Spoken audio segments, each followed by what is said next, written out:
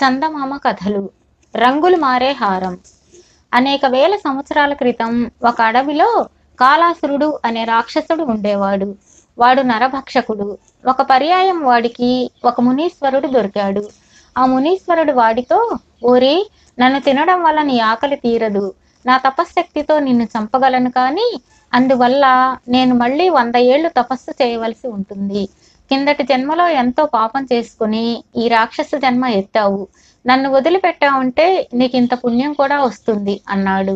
కాలాసురుడు కాసేపు ఆలోచించి, ఈ రాక్షస జన్మ పోవడానికి ఏం చేయాలో చెప్పండి అని అడిగాడు. మునీశ్వరుడు తనలో ఇలా ఆలోచించాడు. వీడు రాక్షస జన్మ ఎత్తాడు గనుక మనుషులను తినడం మానమంటే మానడు. అయితే ఈ కలిలో నిజమైన పుణ్యాత్ములు దాదాపు లేరనే చెప్పాలి. అందుచేత పుణ్యాత్ములను మాత్రమే తినాలంటే వీడు తప్పనిసరిగా నరభక్షణ మానవలసి వస్తుంది. ఇలా అనుకొని ముని రాక్షసుడితో, నువ్వు మనుషులను తినడంలో విచక్షణ చూపడం లేదు. మనుషులలో పుణ్యాత్ములు ఉంటారు, పాపాత్ములు ఉంటారు. కుళ్ళిన ఆహారం తినడం వంటికి ఎలా చెరుపు, పాపాత్ములను తినడం అలాగే చెరుపు. వాళ్ళ పాపం నీలో చేరిపోతుంది.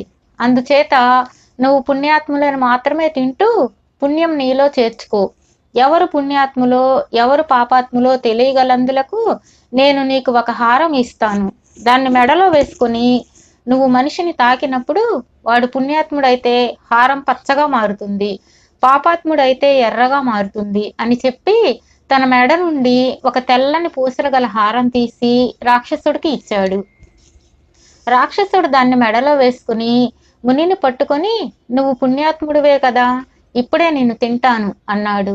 అయితే వాడు మునిని తాకగానే హారం పచ్చగా మారటానికి బదులు ఎర్రగా మారింది.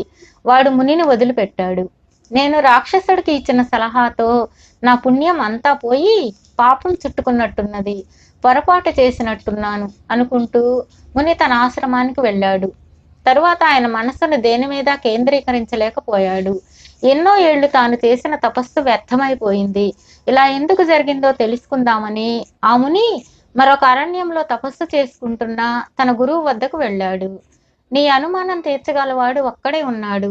అతని పేరు చిరంజీవి. ప్రస్తుతం విష్ణుపురంలో ఉంటున్నాడు. అతని వద్దకు వెళ్ళు అన్నాడు గురువు. ముని విష్ణుపురం వెళ్ళి చిరంజీవిని చూశాడు. చిరంజీవి సామాన్య మానవుడిలా జీవిస్తున్నాడు. అలాంటి వాడు తనకు తోడ్పడతాడన్న నమ్మకం లేకపోయినా ఎంతో జ్ఞాని అయినా తన గురువు చెప్పాడు గనుక ముని తన గొడవ అంతా చిరంజీవికి చెప్పాడు. చిరంజీవి అంతా విని, మీరు తపస్సు చేసి పుణ్యం పెంచుకున్నారేమో గాని తెలివి పెంచుకున్నట్లు లేదు. మిమ్మల్నే తినబోయిన ఆ రాక్షసుడు ఎంత దుర్మార్గుడో చూశారు కదా.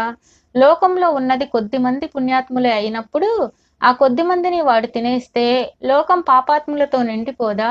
లోకాన్ని కాపాడడానికి కొద్దిమంది పుణ్యాత్ములే చాలు. ఒక్క సూర్యుడు ప్రపంచానికి అంతకు జీవం ఇస్తున్నాడు కాడా అన్నాడు. అయితే నా వల్ల పెద్ద పొరపాటే జరిగిపోయిందన్నమాట అన్నాడు ముని విచారంగా. అందుకు మీరేమీ బాధపడిన అవసరం లేదు. రాక్షసుడి వద్దకు వెళ్ళి మీరు పొరపాటు చెప్పినట్లు చెప్పండి అన్నాడు చిరంజీవి. వాడు నా మాట నమ్ముతాడంటావా అన్నాడు ముని. మీ సలహా తప్పక వాడితో అనవద్దు. రంగు విషయంలో పొరపాటు చెప్పినట్లు చెప్పండి. ఆత్మరక్షణ కోసం అబద్ధం చెప్పానని చెప్పండి అన్నాడు చిరంజీవి. మునీశ్వరుడు మళ్ళీ రాక్షసుడి వద్దకు వెళ్ళాడు. నీ సలహా నా కొంప ముంచింది. మనుషుల్లో పుణ్యాత్ములు ఉన్నట్టు లేరు. ఇప్పటి వరకు నాకు ఒక్కడూ తగలలేదు అన్నాడు రాక్షసుడు మునితో.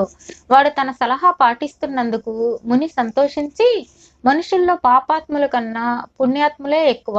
మనిషి జన్మ ఉత్తమోత్తమైనది.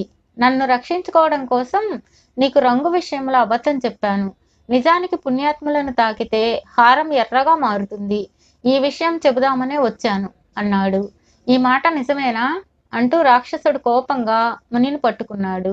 వాడు తనను తాకగానే హారం ఎరుపు రంగుకు మారుతుందని, వాడు తనను తినేస్తాడని మునికి తెలుసు. అయినా పొరపాటుని సరిదిద్దుకునేందుకు తన ప్రాణాలు పోయినా పర్వాలేదని ఆయన అనుకున్నాడు. అయితే ఆయన ఊహించని విధంగా హారం పచ్చరంగుకు మారింది. ఇదేమిటి అన్నాడు రాక్షసుడు ఆశ్చర్యంగా.